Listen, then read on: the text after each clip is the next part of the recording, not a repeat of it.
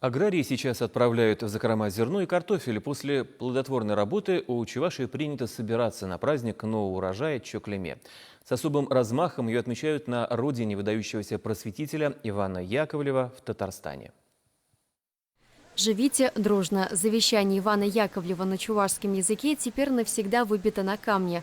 Экспозицию создал Эдуард Бахмисов и разместил на родине великого просветителя в селе Кошкиново-Тимбаево. Рядом красуются полотна с изображением чувашских деревень. Чтобы сделать эти снимки, он объездил весь Тетюшский район. Такими эти дома и проселки, а именно с высоты птичьего полета, мало кто видел, признается краевед. Одна бабушка говорит, она вышла замуж в эту деревню. Я, говорит, давно в своей деревне не была, говорит, но дом родителей остался, говорит. Она посмотрела, говорит, а я, говорит, думал, крыша упала уже. А эти, говорит, мои соседи всю жизнь пчел держали. Я могу показать даже, которые это до сих пор пчел держат. Идею поддержал местный меценат Володар Тимофеев. Он уже профинансировал не один проект, который послужил развитию села. За особую активность ему присвоили звание «Почетный гражданин Кошкиново-Тимбаева». Так шумно и красочно праздник Чуклеме здесь празднуют второй год. Традиционно на него съезжается множество любительских коллективов.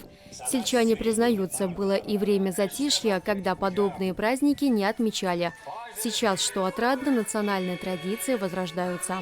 Тут, я помню, висел колокол, это со времени Ивана Яковлевича Яковлева. В 90-е годы украли, потеряли, растеряли. А сейчас вот при помощи общественности, особенно Чувашского национального конгресса, восстанавливает село.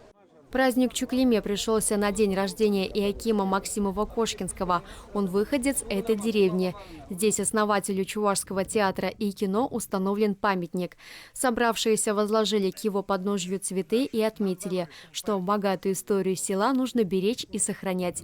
Вероника Павлова, Алексей Еникин, Артур Галкин, Вести Чуваша.